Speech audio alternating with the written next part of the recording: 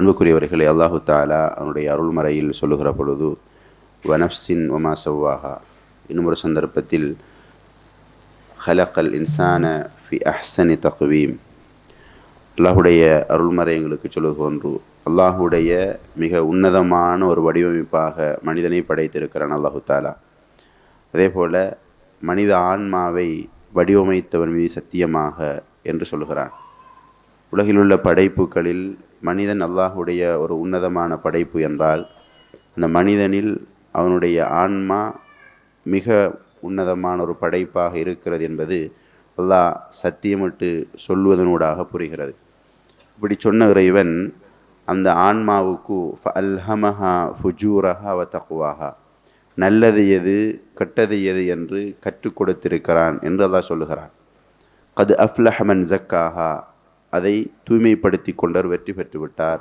வக்கது ஹாப மந்தசாஹா, அதை அசுத்தப்படுத்தியவர் தோல்வியடைந்து விட்டார் என்று அல்லாஹுடைய அருள்முறை சொல்கிறது. அல்லாஹு தாலா மனித ஆன்மாவை படைத்து நல்லது எது கெட்டது எது என்று கற்றுக் கொடுத்து, நல்லது செய்தவர் வெற்றியடைவார், அசுத்தப்படுத்தியவர் தோல்வியடைவார் என்று சொல்லுகிற இறைவன் இரண்டையும் தெரிவு செய்வதற்கான ஒரு இரண்டு வழிகளில் ஒன்றை தெரிவு செய்வதற்கான செயல் சுதந்திரத்தை மனிதனுக்கு வழங்கியிருக்கிறான். இந்த செயல் சுதந்திரத்தை மனிதனுக்கு வழங்கியிருக்கிற அதே நேரம், இந்த உலகில் சாதாரணமாக இருக்கக்கூடிய ஒரு மனிதன் இறைவனுடைய நாட்டம், அவன் சுவர்க்கத்தை நோக்கி பயணிக்கிறான். அதே போல் ஷைத்தானுடைய தூண்டுதல்கள், அவனுடைய மனோ இச்சைக்கு அடிமைப்படுகிற சந்தர்ப்பங்கள், அல்லது குர்ஆன் சுன்னாவை பிழையாக விளங்கி கொள்ளுகிற சந்தர்ப்பங்கள், பிழையான வழிகாட்டிகளோடு பயணிக்கிற சந்தர்ப்பங்களில் அவன் பாவம் செய்வதற்கு, பிழைவு செய்வதற்கான வாய்ப்பு இருக்கிறது. அல்லாஹு தாலா இப்படி ஷைத்தானுடைய நிர்பந்தத்தினால், தூண்டுதலினால், சந்தர்ப்ப சூழ்நிலையினால், மனோ இச்சைக்கு கட்டுப்பட்டு பிழையான வழிகாட்டின் அடிப்படையில் அல்லாஹுவை விட்டும் தூரமாகிற மனிதர்கள் மீண்டும் அல்லாஹுவிடம் வந்து சேர வேண்டும் என்ற அவனுடைய அந்த கருணை பார்வையின் வெளிப்பாடு மீண்டு வருவதற்கான வழிகளை எங்களுக்கு ஏற்படுத்தி தந்திருக்கிறான். அந்த வழிகளில் மிக உன்னதமான ஒரு வழிதான் தௌபா என்று நாங்கள் பார்க்கிறோம். இந்த தௌபா என்பதை நாங்கள் சரியாக புரிந்து கொள்ள வேண்டும் என்றால், நாங்கள் ஒரு உதாரணத்தின் மூலம் தெளிவுபடுத்த முடியும். இப்போ நாங்கள் ஒரு பயணம் போகிறோம், குறிப்பிட்ட இலக்கை நோக்கி நாங்கள் செல்ல வேண்டிய இந்த பாதையினால் தான் செல்ல வேண்டும் என்று ஒரு பயணம் போகிறோம். இடைநடுவில் நாங்கள் பாதை மாறி வேறொரு பாதையில் சென்று கொண்டிருக்கிறோம். எங்களுக்கு உணர்கிறது, நாங்கள் போகிற பாதை பிழையான பாதை, இந்த பாதையில் போனால் நம்முடைய இலக்கை அடைந்து கொள்ள முடியாது என்று எங்களுக்கு ஒரு உணர்வு வருகிறது. அல்லது யாராவது ஒருவர் உணர்த்துகிறார், நீங்கள் போக வேண்டிய இடம் இந்த பாதையினால் போனால் உங்களால் அடைந்து கொள்ள முடியாது என்று உணர்த்துகிறார். இப்போ ஒரு மனிதனாக என்னுடைய நிலை என்ன? இல்லை, நான் எந்த வழிபட்டும் இந்த பாதையில் போய்த்தான் அந்த இடத்துக்கு போய் சேருவேன் என்பது என்று பிடிவாதமாக இருப்பதா? இல்லை, அந்த பாதையில் மீண்டு வந்து சரியான பாதைக்கு செல்வதா? இப்போ நாங்கள் உண்மையாக அந்த சரியான இடத்தை போய் சேர வேண்டும் என்று தெளிந்த சிந்தனையோடு இருந்தால் நாங்கள் திரும்பி வந்து சரியான பாதையில் நாங்கள் போகணும். இப்படியான ஒரு பயணம்தான் இந்த தௌபா என்பது. நாங்கள் இந்த உலகத்தில் அல்லாஹ்வை நோக்கி பயணிக்கிறோம், சுவனத்தை நோக்கி பயணிக்கிறோம், அல்லாஹுடைய மன்னிப்பை நோக்கி பயணிக்கிறோம், அல்லாஹுடைய கருணையை வேண்டி பயணிக்கிறோம், அல்லாஹுடைய பொருத்தத்தை வேண்டி நாங்கள் பயணிக்கிறோம். இப்படி பயணித்து கொண்டிருக்கிற இந்த உலக வாழ்க்கையில் ஷைத்தானுடைய தூண்டுதலினால், அல்லது நிர்பந்தத்தினால், அல்லது மனோ இச்சைக்கு கட்டுப்பட்டு, பிழையான வழிகாட்டலுக்கு உட்பட்டு, பிழையான சகபாடிகளுடைய சகவாசத்தினால், இப்படியாக ஏதோ ஒரு வகையில் அந்த சத்திய பாதையை விட்டும் அவ்வப்போது விலகிச் செல்கிற நிலை மனிதர்களுக்கு ஏற்படுகிறது. இப்படி விலகிச் செல்கிற மனிதர்கள், அவர்கள் போகிற பாதை பிழை என்று அவர்கள் உணர்கிற பொழுது சில நேரம் அல்லாஹு தஆலா அவர்களுக்கு உணர்த்துவான். நீங்கள் போகிற பாதை அது அல்லாஹ் அவர் மீது கொண்ட கருணையின் வெளிப்பாடு. நீங்கள் போகிற பாதை சரிதானா என்று ஒரு மீள் பரிசீலனை செய்கிற மனோநிலையை அல்லாஹ் ஏற்படுத்துவான். நாங்களும் சில நேரம் சில வேலைகளை செஞ்சுட்டு நான் இப்படி செய்திருக்கக்கூடாது என்று உணர்கிற சந்தர்ப்பத்தை அல்லாஹ் எனக்கும் உங்களுக்கும் தருகிறான் என்றால் அது அல்லாஹுடைய அருள். இன்னும் சில சந்தர்ப்பங்கள் இருக்கிறது, எங்களுக்கு யாராவது உணர்த்துகிற பொழுது, இப்போ நாங்கள் ஒரு பயானில் இருக்கிறோம், அல்லது இன்னொரு பிற மனிதனோட பேசி கொண்டிருக்கிறோம், அவங்க அந்த சந்தர்ப்பத்தில் சொல்லுகிறார்கள், இதெல்லாம் பிழை, பாவமான அம்சம், இதெல்லாம் மீண்டு வர வேண்டியது, இஸ்திக்ஃபார் தௌபா செய்து மீண்டு வர வேண்டும் என்று எங்களுக்கு உணர்த்தப்படுகிற சந்தர்ப்பம் இருக்கும்.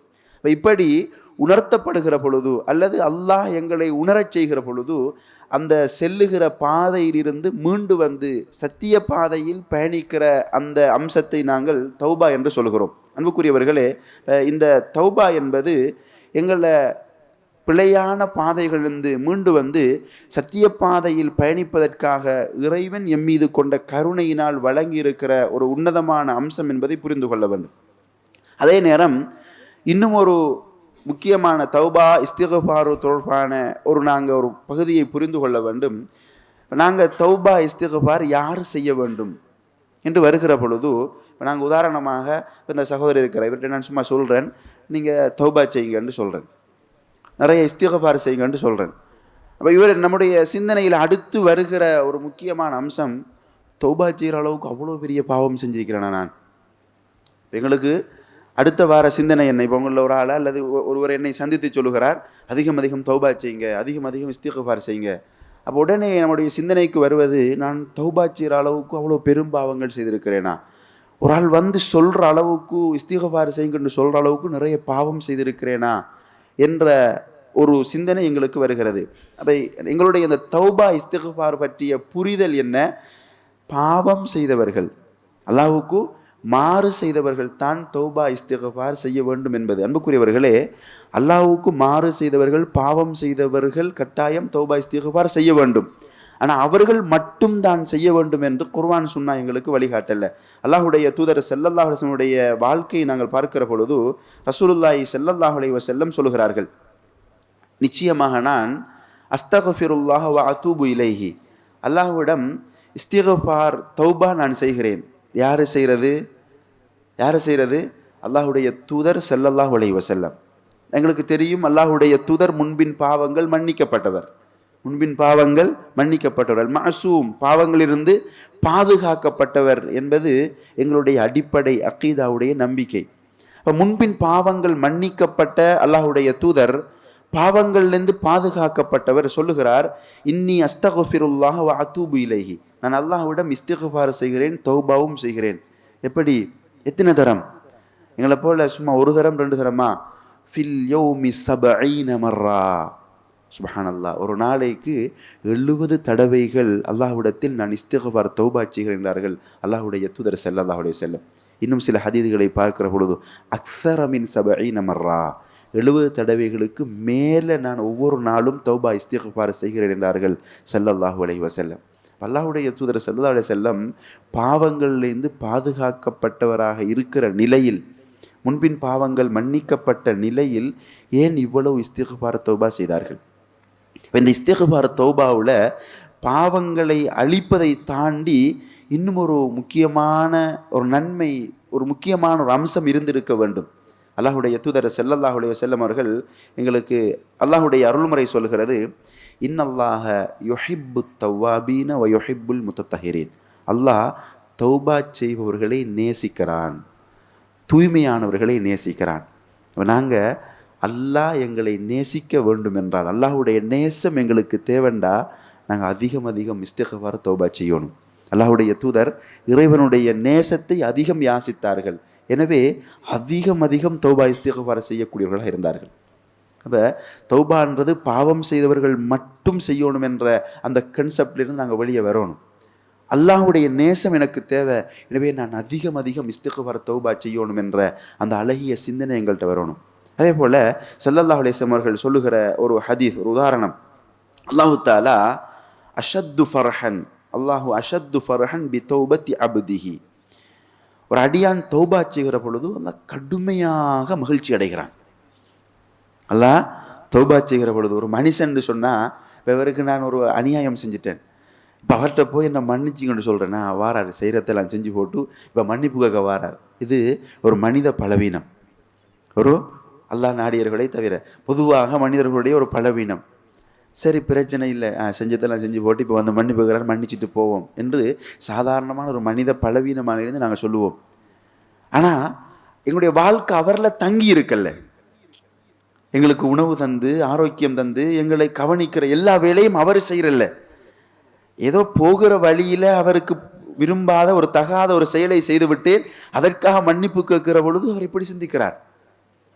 ஆனால் அல்லாஹ் எப்படி எங்களை படைத்து எங்களை அழகுற வடிவமைத்து எங்களுக்கு உணவளித்து எங்களுடைய ரிஸ்கை எங்களுக்கு அளந்து வைத்து எங்களுக்கு தேவையான எல்லாவற்றையும் எங்களுக்காக செய்து கொண்டிருக்கிறவன் அவன்.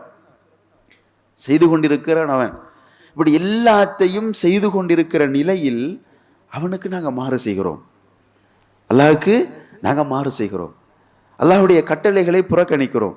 அன்புக்குரியவர்களே, சாதாரண மனிதராக இருக்கிற நாங்கள் ஒருவரை முழுமையாக கவனிக்கிறோம், அவருடைய முழு வாழ்வாதாரமும் நாங்கள் தான் கொடுக்கிறோம். இப்படி இருக்கிற பொழுது எங்களோட மிக முக்கியமான ஒரு விருப்பத்துக்கு மாற்றமாக அவர் நடந்து கொண்டிருக்கிறார் அல்லது என்னை எதிர்க்கிறார் என்றால் எங்களுடைய நிலை எப்படி இருக்கும்? இவருக்கு எல்லாம் நாங்கள் செய்கிறோம், எல்லா விஷயத்தையும் நாங்கள் தான் கவனிக்கிறோம், அதுக்குள்ளே என்னை எதிர்த்து கொண்டு வருகிறாரா என்று நாங்கள் சிந்திப்போம். அல்லாஹ் சொல்கிறான், உதாரணமாக வட்டி அல்லாஹ்வை எதிர்ப்பதற்கு, அல்லாஹ்வுக்கு எதிராக படை திரட்டி கொண்டு வருவதற்கு நிகரானது. இணை வைத்தல் அல்லாஹ் மன்னிக்காத குற்றம் என்கிறான். அல்லாஹ்வுடைய தூர பிதஅத்துக்களை பற்றி சொல்கிறோம், நரகத்துக்கு அழைத்து செல்லும் என்கிறார்கள். அதுபோல நிறைய அல்லாஹ்வுக்கு மாறு செய்கிற நிறைய நிகழ்வுகள் நடக்கிறது. இவ்வளோ பாவங்களையும் செய்துவிட்டு திரும்ப நாங்கள் மீண்டு ரப்பிடம் கையேந்துகிற பொழுது அஷத்து ஃபர்ஹன், அல்லாஹ் கடுமையாக மகிழ்ச்சி அடைகிறான். இதான் அர்ஹமுர் ராஹிமீன், நிகரில்லா கருணையாளன். அல்லாஹ் நிகருண்ணா கருணையாளன் என்று நாங்கள் நம்பியிருக்கிறோமே, அதன் அடையாளங்கள். அல்லாஹு அஷத்து ஃபர்ஹன் பி தௌபத்தி அப்திஹி, தன்னுடைய அடியான் தௌபா செய்து மீண்டு தன்னிடம் வருகிற பொழுது, தன்னை விட்டு தூரமாகி போன என்னுடைய அடியான் மீண்டும் என்னிடம் வருகிறான் என்று இருக்கிற பொழுது அல்லாஹ் ரொம்ப கடுமையாக மகிழ்ச்சி அடைகிறான். அல்லாஹ்வுடைய தூதர் அது எந்த அளவுக்கு மகிழ்ச்சி என்பதை எங்களுக்கு உணர்த்துவதற்கு ஒரு உதாரணம் சொல்லுகிறார். எப்படியான உதாரணம்? ஒரு மனிதர் தன்னுடைய ஒரு நீண்ட பயணத்திற்கு தயாராகி தன்னுடைய கட்டிச்சாதனங்கள்லாம் கட்டிக்கொண்டு தன்னுடைய வாகனத்தில், ஒட்டகத்தில் பாலைவனத்தில் பயணிக்கிறார். இடையில ஒரு ஓய்வெடுக்க வேண்டும் என்று நினைத்து ஒரு இடத்தில் ஓய்வெடுக்கிறார். கொஞ்ச நேரம் சாய்ந்து பார்க்கிறார். அந்த பாலைவனத்தில் தன்னுடைய பயணத்துக்கு என்று அவர் கொண்டு வந்த கட்டுச்சாதனங்கள், உணவு, குடிநீர், அதுபோல தான் பயணித்து வந்த அந்த வாகனத்தை காணல. நீண்ட நெடிய பயணம். பாலைவனத்தை ஒரு குடிநீர் இல்லாமல், உணவு இல்லாமல், ஒரு வாகனம் இல்லாமல் கடப்பது என்பது அசாத்தியமான ஒரு அம்சம் என்று அந்த மனிதன் புரிந்து கொண்டு அங்கும் இங்கும் தேடி அலைகிறார். தன்னுடைய குடிநீரை, தன்னுடைய உணவை, தன்னுடைய பிராணியை தேடி அலைகிறார். தேடி தேடி ஏலாம நிராசை அடைந்து ஒரு மரத்துக்கு கீழே வந்து அந்த மரத்துக்கு கீழே சாய்ந்து கொள்ளுகிறார், தான் நிராசை அடைந்த நிலையில். இதுக்கு பிறகு நமக்கு தண்ணியும் இல்லை, இதுக்கு பிறகு நமக்கு சாப்பாடும் இல்லை, போகிறதுக்கு இதுக்கு பிறகு பயணத்துக்கு வாகனமும் இல்லை, நம்முடைய வாழ்வு அவ்வளவுதான் என்று நிராசை அடைந்த நிலையில் வகது ஐஅஸ மின் ராஹிலத்திஹி, அவருடைய பயண வாகனத்தை எல்லாத்திலும் நிராசை அடைந்து அந்த மரத்தில் சாய்ந்து கிடக்கிறார். அப்படி சாய்ந்து கிடக்கிற பொழுது திடீரென்று அவருக்கு முன்னால் என்ன செய்யுது? அவருடைய அந்த ஒட்டகை பிரயாண வாகனம் வந்து நிற்குது. குடிநீரை, சாப்பாட்டை சுமந்த நிலையில் வந்து நிற்குது. இந்த மனிதன் அடைகிற மகிழ்ச்சி இருக்கிறதே, நாங்கள் உலகத்தில் சில நேரம் எங்களுக்கும் அப்படியான மகிழ்ச்சிகளை இறைவன் தந்திருப்பான், அல்லது எங்களோடு இருப்பவர் நாங்கள் பார்க்கிற மனிதர்களுக்கும் அப்படி ஒரு மகிழ்ச்சியை கொடுத்திருப்பான். சொல்லுவோம், அவர் எப்படி இப்போ சந்தோஷமாக இருக்கிறாருன்னு சொன்னால் அவரை கால் நிலத்தில் படுவதில்லை, அப்படி சந்தோஷமாக இருக்கார். நாங்கள் சில மனிதர்களை சொல்லுவோம். சில மனிதர்கள் வாழ்க்கையில் சில சாதனையாளர்களை பேட்டி எடுக்க போகிற பொழுது அவங்க சொல்லுவாங்க, இப்போ என்ன பேசுகிறேன்னு எனக்கு விளங்கல, அப்படி சந்தோஷமாக இருக்கிறேன், இந்த அடைவை அடைந்தது அப்படி ஒரு மகிழ்ச்சியாக இருக்கிறது என்று மனிதர்கள் சொல்லுவார்கள். இப்போ இவரும் ஒரு மனிதர். இப்போ இவர் அந்த இடத்தில் அடைந்த மகிழ்ச்சி அவருக்கு என்ன பேசுறன்னு புரியலை, அந்த அளவுக்கு சந்தோஷம். தன்னுடைய வாயால் என்ன வார்த்தை வருது என்று புரிந்து கொள்ள முடியாத அளவுக்கு சந்தோஷம். அவர் சொல்லுகிறார், அல்லாஹும்ம அன்த அப்தி வ அன ரப்புக், யா அல்லாஹ் நீ என்னுடைய அடிமை, நான் உன்னுடைய எஜமான்னு சொல்கிறார். எப்படி சந்தோஷம்! யா அல்லாஹ் நீ எனக்கு அடிமை, நான் உனக்கு எஜமான்னு சொல்கிறார். அப்போ என்ன சொல்கிறன்னு புரியாத அளவுக்கு சந்தோஷம். சொல்லிவிட்டு அல்லாஹ்வுடைய தூதர் ஸல்லல்லாஹு அலைஹி வஸல்லம் சொல்லுகிறார், இந்த மனிதன் அடைந்த மகிழ்ச்சி இருக்கிறதே, ஒரு பாவம் செய்த ஒரு மனிதன் அந்த பாவத்தை உணர்ந்து, அல்லாஹ்வுக்கு மாறு செய்த ஒரு மனிதன் அல்லாஹ்வுக்கு செஞ்ச அந்த பாவத்தை உணர்ந்து மீண்டு அல்லாஹ்விடம் வந்து தௌபா செய்கிற பொழுது இந்த மனிதன் அடைந்த மகிழ்ச்சியை விட அல்லாஹ் அதிகம் மகிழ்ச்சி அடைகிறான் என்றார்கள் ஸல்லல்லாஹு அலைஹி வஸல்லம். அன்புக்குரியவர்களே, எங்களை படைச்சி எங்களுக்கு எல்லா வாழ்வாதாரத்தையும் வழங்கி அந்த ரப்புக்கு நாங்கள் மாறு செஞ்சுட்டு, அவனுக்கு நாங்கள் மாறு செஞ்சுட்டு திரும்ப பாவ மன்னிப்பு கேட்டு அல்லாஹ் என்னை மன்னிச்சிடுன்னு அவன் பக்கம் கையேந்தி நிற்கிற பொழுது அந்த நிகரில்லா கருணையாளன் அடைகிற மகிழ்ச்சி இது என்று அல்லாஹ்வுடைய தூதர் ஸல்லல்லாஹு அலைஹி வஸல்லம் சொல்கிறார்கள். எனவே இப்போ நாங்கள் தௌபா இஸ்திக்ஃபார் ஏன் செய்யணும் என்ற இரண்டாவது காரணம், அல்லாஹ்வை மகிழ்விக்க வேண்டும். எங்களுடைய எஜமான் அவன், எங்களுடைய ரப்பு அவன், அவனை நாங்கள் மகிழ்விக்க வேண்டும். அதிகம் அதிகம் இஸ்திக்ஃபார் செய்யணும், தௌபா செய்யணும். அல்லாஹ்வுடைய தூதர் ஸல்லல்லாஹு அலைஹி வஸல்லம் இதனால் ஒரு நாளைக்கு 70 தடவைகளுக்கு மேல் தௌபா இஸ்திக்ஃபார்கள் செய்வார்கள். 70 தடவைகளுக்கு மேல் தௌபா இஸ்திக்ஃபார்கள் செய்வார்கள். அதுபோல் அன்புக்குரியவர்களே, இது இறைவனுடனான உறவை புதுப்பித்து கொள்ளுகிற ஒரு தருணம். இப்போ நாங்கள் ஒரு குடும்ப உறவோட எங்களோட நண்பர்களோட மிச்ச நாளாக கோபிச்சுட்டு பேசாமல் இருந்துட்டு அவரை திடீர்னு சந்தித்து அவர்கிட்ட மன்னிப்பு கேட்டு ஆற தழுவி கட்டி அணைக்கிற பொழுது அந்த உறவு மீள கட்டமைக்கப்படுகிற பொழுது எங்களுக்கு ஒரு உணர்வு வரும். அந்த கட்டி அணைத்தல் அவ்வளவு இறுக்கமான ஒன்றாக இருக்கும். ஏனென்றால் எனக்கு முக்கியமான ஒரு உறவாக இருந்தவரை நான் இவ்வளோ காலம் பிரிஞ்சு இருந்துட்டேன், இப்போ அந்த உறவு கிடைச்சிட்டுன்னு அந்த சந்தோஷம். அன்புக்குரியவர்களே, அதுபோல் இந்த உலகிலும் நாளை மறுமையிலும் எங்களுக்கு மிக மிக மிக அவசியமான ஒரு உறவு அல்லாஹ்வுடனான உறவு. அல்லாஹ்வுடனான உறவு இல்லாமல் இந்த உலகில் நாங்கள் விமோசனம் அடைய முடியாது, நாளை மஹ்ஷரில் வெற்றி அடையவும் முடியாது. அந்த ரப்பை விட்டு நான் ஏதோ ஒரு காரணத்தினால, சைத்தானுடைய தூண்டுதலினால அல்லது இந்த மனோ இச்சைக்கு கட்டுப்பட்டு சந்தர்ப்ப சூழ்நிலையினால் நிர்பந்தத்தினால் ஏதோ ஒரு வகையில் அந்த ரப்பை விட்டு நான் ரொம்ப தொலைவில் போய்த்தேன், திரும்ப அந்த ரப்பிட்ட வந்துட்டேன் என்று சொல்லுகிற அந்த உறவை புதுப்பிக்கிற ஒரு சந்தர்ப்பம் தௌபா இஸ்திக்ஃபார் செய்வது. அல்லாஹ்வுடனான உறவை மீள கட்டமைத்து கொள்ளுகிற ஒரு சந்தர்ப்பம் அது. அதுபோல உண்மையான ஒரு இறை விசுவாசிக்கு அல்லாஹ்வை விட்டு தூரமாக இருந்தாலும் சரி, அல்லது அல்லாஹ்வுக்கு மாறு செய்யாமல் அந்த தௌபா இஸ்திக்ஃபாரை அதிகம் அதிகம் செய்கிற அந்த நிலை இருக்கிறதே, அந்த நிலை அவனுக்கு ஒரு உளரீதியாக ஒரு ராகத்தை கொடுக்கிறது. அல்லாட்ட நான் ஏதோ அறியாமல் நான் அதிகம் நேசிப்பது நல்லா, உயிரிலுமே நான் நேசிக்கிறேன் அல்லாஹ்வை, அதிகம் நேசிக்கிற அந்த ரப்புக்கு, என்னை நான் கேட்காமல் என்னுடைய தேவைகள் எல்லாம் நிறைவேற்றுகிற அந்த ரப்புக்கு சில நேரம் நான் அறியாமல், நான் புரியாமல் நான் அல்லாஹ் மாறு செய்திருக்கலாம். இப்போ நான் ஒவ்வொரு நாளும் ஒவ்வொரு கணப்பொழுதும் தௌபா இஸ்திக்ஃபாரில் ஈடுபடுகிற பொழுது அப்படி அறியாமல் புரியாமல் நான் செய்திருந்தால் அந்த பாவங்களிலிருந்து மீண்டு வந்திருக்கிறேன், அல்லாஹ்வுடன் நான் அந்த உறவில் நான் சீராக இருக்கிறேன் என்ற ஒரு மன நிம்மதியை, ராகத்தை ஏற்படுத்தக்கூடியதாக தௌபா இஸ்திக்ஃபார் இருக்கிறது என்பதை நானும் நீங்களும் புரிந்து கொள்ள வேண்டும்.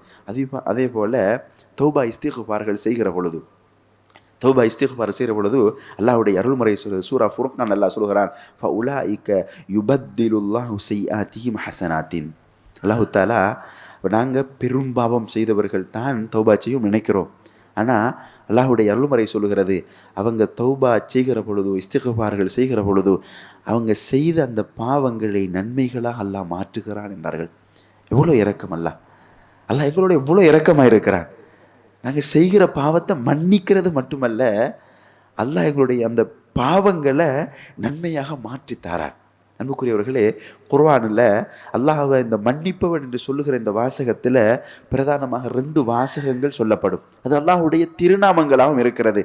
அல் கஃபூர் மன்னிப்பவன், அல் அஃபு மன்னிப்பவன் என்று. இந்த கஃபூருக்கும் அல் அஃபுக்கும் இடையிலான வித்தியாசம், இந்த கஃபூர் என்பதை அறிஞர்கள் எங்களுக்கு சொல்லுகிற பொழுது எங்களுடைய பாவங்களை மறைத்து மன்னிக்கக்கூடியவன், எங்களை பாவங்களை மறைச்சிருவான். அல்லாஹு தஆலா இந்த உலகத்திலேயோ மஹ்ஷருடைய பெருவெளியிலேயோ அல்லாஹ் வெளிக்கொண்டு வர மாட்டான், மறைத்து மன்னித்து விடுவான். கஃபூர். அல்லாஹு தஆலா சில இடங்களில் அந்த அஃபுவை அந்த கஃபூரோட இணைத்து சொல்லுகிறான்.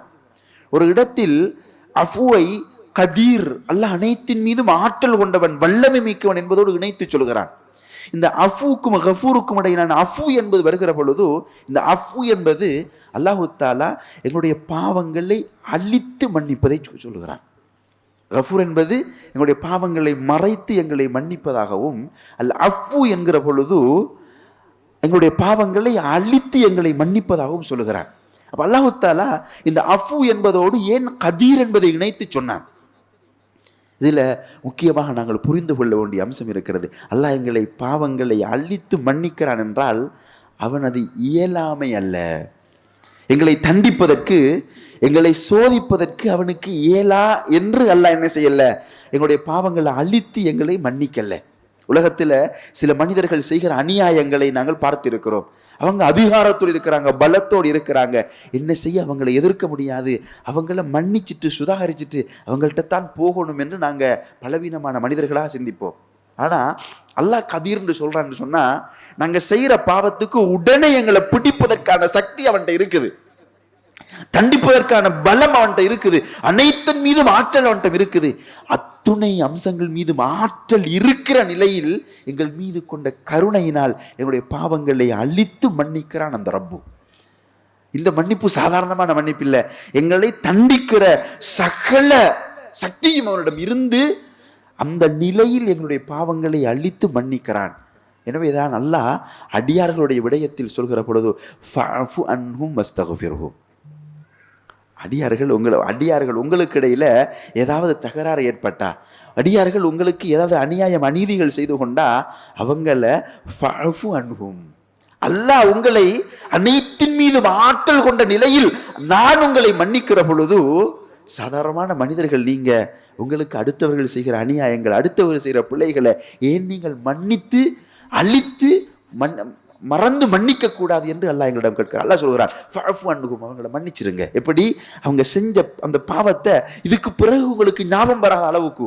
சிலவர்கள் மன்னிப்பார்கள், சரி நான் மன்னிச்சுக்கிறேன், ஆனால் நீங்க செஞ்சத்தை மறக்க மாட்டேன், மன்னிச்சுக்கிறேன், நீங்க செஞ்சத்தை மறக்க மாட்டேன், இன்னொரு தரத்துல பார்த்துக்குவோம் என்று சொல்லி மன்னிக்க இருக்கார்கள். இந்த மன்னிப்பை அல்லாஹ் எங்கள்கிட்ட சொல்லல. அடியார்களுக்கு இடையில் நீங்கள் மன்னிப்புக்கிற பொழுது அஃப்வாக இருங்க, அவங்க செஞ்சத்தை அப்படியே அழிச்சிருங்க, உங்களுடைய உள்ளத்திலிருந்து அழிச்சு அவங்கள மன்னிச்சிருங்க என்று அல்லாஹ் சொல்கிறான். இது மன்னிப்புல உயர்ந்த நிலை அன்புக்குரியவர்களே. அல்லாஹ் இப்படியான ஒரு மன்னிப்பாளன் என்று தன்னுடைய நாமத்திலேயே அதை சூட்டி வைத்திருக்கிறான். அல் அஃபு என்று சூட்டி வைத்திருக்கிறான். அஃபுன் கரீம் என்று சொல்கிறான். சங்கை மிக்க மன்னிப்பாளன் என்று அல்லாஹ் தன்னை அறிமுகப்படுத்துகிறான். எனவே அன்புக்குரியவர்களே, தௌபா இஸ்திக்ஃபார்கள் என்பது பாவம் செய்தவர்கள் மட்டுமல்ல, அல்லாஹ் எங்களை அதிகம் விரும்புகிறான். எனவே அல்லாஹ்வுடைய நேசம் தேவை என்பவர்கள் செய்வது, அல்லாஹ் எங்களுடைய விடயத்தில் மகிழ்ச்சி அடைகிறான், அல்லாஹ்வை மகிழ்விக்க வேண்டும் என்று செய்வது, எங்களுடைய பாவங்களை நன்மைகளாக மாற்றுகிறான், எங்களுடைய பாவங்கள் நன்மைகளாக மாற்றப்பட வேண்டும் என்பதற்காக செய்வது, அல்லாஹ்வுடனான உறவை புதுப்பித்துக் கொள்வதற்காக செய்வது, அல்லாஹ்வுடனான உறவில் ஒரு மன ராகத்தோடு பயணிக்க வேண்டும் என்பதற்காக செய்வது, அல்லாஹ்வுடைய உன்னதமான பண்புகள் ஒன்று அல் அஃபு, அதை எங்களிடம் ஏற்படுத்திக் கொள்வதற்காக நாங்கள் செய்வது தௌபா இஸ்திக்ஃபார் என்பதை புரிந்து கொள்ள வேண்டும். இறுதியாக தௌபா இஸ்திக்ஃபார்கள் என்ற ஒரு பாவம் செய்த அடியானாக நம்மை நாம் உணர்ந்து அந்த தௌபாவை நாங்கள் செய்கிற பொழுது அந்த தௌபாவுடைய ஒழுங்குகளாக சிலவற்றை நாங்கள் புரிந்து கொள்ள வேண்டும். முதல்ல அந்த தௌபா செய்வதற்கு முன்னால எங்களுடைய ரப்பு யாருன்றதை நாங்கள் புரியணும். அவன் கஃபூர் மன்னிப்பவன், அல் அஃபு அழித்து மன்னிக்கக்கூடியவன், நிகரில்லா கருணையாளன், எங்களை விட எங்களுடைய விடயத்தில் ரொம்ப கருணையாளன். அல்லாஹ்வுடைய கருணையின் வெளிப்பாடு ஒரு வாசகத்தை சொல்கிறேன். பாவம் செய்து எங்களுக்கு அநியாயம் செஞ்சாக்கல வேற வழியிலன்னு மன்னிக்கிறது, சரி மன்னிச்சிடுறேன்னு மன்னிக்கிறது. ஆனால் அல்லாஹு தாலா குர்ஆன்ல மனிதர்களை அழைக்கிற பொழுது வேதவாசிகளே என்று அழைக்கிறான், ஈமான் கொண்டவர்கள் அழைக்கிற பொழுது ஈமான் கொண்டவர்களே என்று அழைக்கிறான். காவிர்களை நேரடியாக அழைக்க விரும்பாததனால் நபியே என்று குல் யா அய்யுஹல் காஃபிரூன், காவிர்களே என்று நபியே நீங்கள் காவிர்களிடம் சொல்லுங்கள் என்று அல்லாஹ் மறைமுகமாக காவிர்களை அழைக்கிறான். அல்லாஹ் ஒரு இடத்துல உரிமையோட என்னுடைய அடியார்கள் என்று சிலரை அழைக்கிறான், உரிமையோடு அழைக்கிறான், என்னுடைய அடியார்கள் என்று அழைக்கிறான். யாரை தெரியுமா? குல், நபியே நீங்க சொல்லுங்க, யா இபாதி அல்லதீன அஸ்ரஃபு, தங்களுக்கு தாங்களே அநியாயம் செய்து கொண்ட என்னுடைய அடியார்களே, பாவம் செஞ்சங்களை, எங்களை போல பாவம் செஞ்ச பலவீனமான அடியார்களை, அல்லாஹ் இவ்வளவு அருள்களை செய்தும் அவனுக்கு மாறு செய்து கொண்டு வாழ்கிற எங்களை போல பலவீனமான அடியார்களை அல்லாஹ் எப்படி அழைக்கிறான் தெரியுமா? பாவம் செய்து தங்களுக்கு தாங்களே அநியாயம் செய்து கொண்ட என்னுடைய அடியார்களே, லா தக்னது மிர் ரஹ்மத்தில்லாஹ், அல்லாஹ்வுடைய அருளில் நீங்கள் நிராசை அடைந்து விட வேண்டாம். வமை யக்னுத் மிர் ரஹ்மத்திர் ரப்பிஹி இல்ல ضالون, வழிகேடர்கள் தான் அல்லாஹ்வுடைய அருளில் நிராசை அடைவார்கள். இன்னல்லாஹ யக்ஃபிரு ذுனூப ஜமீஆ, அல்லாஹ் அனைத்து பாவங்களையும் மொத்த அதிகமாக மன்னிக்க கூடியவன் என்று அல்லாஹ் சொல்லுகிறான். இப்ப அல்லாஹ் அவனுடைய அருள் என்று சொல்கிறான் மன்னிப்பை, அனைத்து பாவங்களையும் மன்னிக்க என்று சொல்கிறான். இந்த மன்னிப்பில் நீங்கள் நிராசை அடைந்து விடாமல் என்னுடைய அடியார்களே உரிமையோடு அழைத்து வாருங்கள் என்று அல்லாஹ் அழைக்கிறான். எனவே அல்லாஹ் எங்களை மன்னித்து பொருந்தி கொள்வதற்கு காத்து கொண்டிருக்கிறான், அந்த நிகரில்லா கருணையால் என்பதை முதலில் நாங்கள் புரிஞ்சு கொள்ளணும். ரெண்டாவது, இப்படியான ரப்புக்கு நாங்கள் மாறு செஞ்சிட்டோமே என்பதை நாங்கள் புரிஞ்சு கொள்ளணும். மூன்றாவது, நாங்கள் செஞ்ச அந்த பாவத்தை நினைத்து அதற்காக நாங்கள் மனம் வருந்தோணும், கவலைப்படணும். இவ்வளவு இரக்கமுள்ள ரப்புக்கு நான் மாறு செஞ்சிட்டேனே, இப்படியெல்லாம் பாவம் செஞ்சிட்டேனே, அல்லது அடியார்களுக்கு இப்படியெல்லாம் அநியாயம் செஞ்சிட்டேனே என்று நாங்கள் என்ன செய்யணும்? அந்த பாவத்துக்காக வருந்தி பின்பு உறுதி கொள்ளணும். இதற்கு பிறகு இப்படியான பாவங்களின் பக்கம் மீண்டு விட மாட்டேன் என்று நாங்கள் உறுதி கொள்ளணும். அதே போல நாங்கள் செய்த பாவங்களுக்கு பகரமாக நன்மைகளை அதிகம் செய்ய முயற்சிக்கணும். அல்லாஹ்விடம் மகஃபிரா மன்னிப்பை நாங்கள் வேண்டி அல்லாஹ்விடம் அழுது தொழுது பிரார்த்திக்கணும். அல்லாஹ் சொல்லுகிறான், வல்லாஹி அல்லாஹ்வுடைய தூதர் ஸல்லல்லாஹு அலைஹி வஸல்லம் சொல்கிறார், வல்லாஹி இன்னி லஅஸ்தக்ஃபிருல்லாஹ வ அத்தூபு இலைஹி ஃபில் யௌமி 70 மர்ரா. இன்னும் சில செய்திகள் அக்ஸர மின் 70 மர்ரா. எனவே இதெல்லாம் உணர்ந்து, பாவத்தை உணர்ந்து செய்ய மாட்டேன் என்று உறுதிமொழி எடுத்து அல்லாஹ்விடம் தௌபா இஸ்திக்ஃபார் செய்யுங்கள். நானும் ஒரு நாளைக்கு அல்லாஹ்வுடைய தூதர் ஸல்லல்லாஹு அலைஹி வஸல்லம் அவர்கள் எங்களை ஊக்கப்படுத்துவது போன்று நானும் ஒரு நாளைக்கு 60க்கு மேற்பட்ட 70க்கு மேற்பட்ட தடவைகள் தௌபா இஸ்திக்ஃபார் செய்கிறேன் என்று அல்லாஹ்வுடைய தூதர் ஸல்லல்லாஹு அலைஹி வஸல்லம் அவர்கள் சொல்லித் தருகிறார்கள். அன்புக்குரியவர்களே, இறுதியாக இந்த தௌபா இஸ்திக்ஃபார் என்பது பாவம் செய்தவர்கள் கட்டாயம் செய்யணும். அல்லாஹ்வுடைய நேசம் கிடைக்க வேண்டும் என்று எதிர்பார்ப்பவர்கள் செய்யணும். அல்லாஹ்வை மகிழ்விப்பதற்காக செய்யணும். என்னுடைய நன்மைகளை பாவங்களை நன்மைகளாக மாற்றத்துக்கு செய்யணும். அல்லாஹ்வுடான உறவை புதுப்பிக்க செய்யணும். அதே போல அல்லாஹ்வுடைய அருள்மறை அழைத்து சொல்லுகிறது, இவர்களை ஃபகுல் திஸ்தக்ஃபிரு ரப்பக்கும், அல்லாஹ்வை இஸ்திக்ஃபார் செய்ய சொல்லுங்கள். யுர்சிலிஸ் ஸமா அலைக்கும் மிதராரா, வானத்தை உங்களுக்கு உதவியாக கொண்டு அனுப்புவான். அப்படி என்றால் அல்லாஹ்வுடைய வானம் பூமியுடைய அருள் கதவுகள் எங்களை நோக்கி திறக்கப்படும்.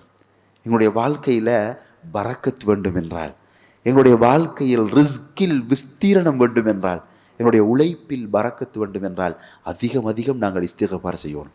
அதிகம் இஸ்தக்ஃபிரு ரப்பக்கும் இன்னஹு கான கஃபாரா, அவன் மன்னிப்பவனாக இருக்கிறான். யுர்சிலிஸ் ஸமா அலைக்கும் மிதராரா, வானத்தை உங்களுக்கு உதவியாக அனுப்புவான். மேலும் வயும்திதுக்கும், உங்களுக்கு உதவுவான். பி அம்பாலின், செல்வங்களை கொண்டு உதவுவான். வபனீன், குழந்தைகளை கொண்டு உதவி செய்வான். அன்பானவர்களே, செல்வத்தை கொண்டு சோதிக்கப்படுபவர்கள் அந்த செல்வத்தின் மூலம் உதவி செய்யப்பட வேண்டும் என்றால் அதிகம் அல்லாஹ்வை இஸ்திக்ஃபார் செய்யணும். குழந்தை பாக்கியம் இல்லாமல் சோதிக்கப்படுவர்கள், குழந்தை இருந்தும் ஈமானிய அடிப்படையில் சோதிக்கப்படுவர்கள் இந்த சோதனையிலிருந்து விடுபட வேண்டும் என்றால் அதிகம் அல்லாஹ்விடம் இஸ்திக்ஃபார் செய்யணும். எனவே இஸ்திக்ஃபார்கள் என்பது எங்களுடைய வாழ்வில் பரக்கத்தை பெற்றுக்கொள்வதற்கு, அல்லாஹ்வுடைய அருளை நிறைவாக பெற்றுக்கொள்வதற்கு, எங்களுடைய பாவங்களை அழிப்பதற்கு, அல்லாஹ்வை மகிழ்விப்பதற்கு, அல்லாஹ்வுடைய அன்பை பெற்றுக்கொள்வதற்கு என்று ஏராளமான காரணங்களை குர்ஆனும் சுன்னாவும் சொல்லுகிறது.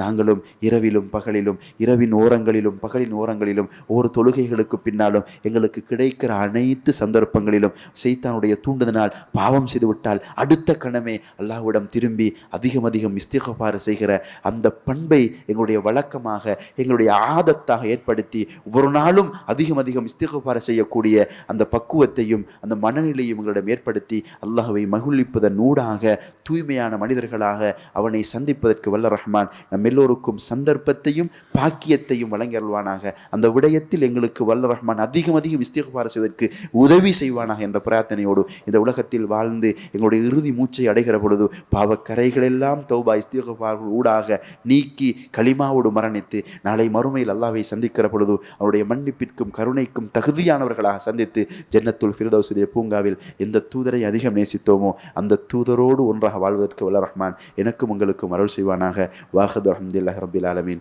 அஸ்ஸலாமு அலைக்கும் வரஹ்மத்துல்லாஹி வபரகாத்துஹு. சுப்ஹானக்கல்லாஹும்ம பிஹம்திக அஷ்ஹது அன் லா இலாஹா இல்லா அன்த அஸ்தக்ஃபிருக வ அத்தூபு இலைக்.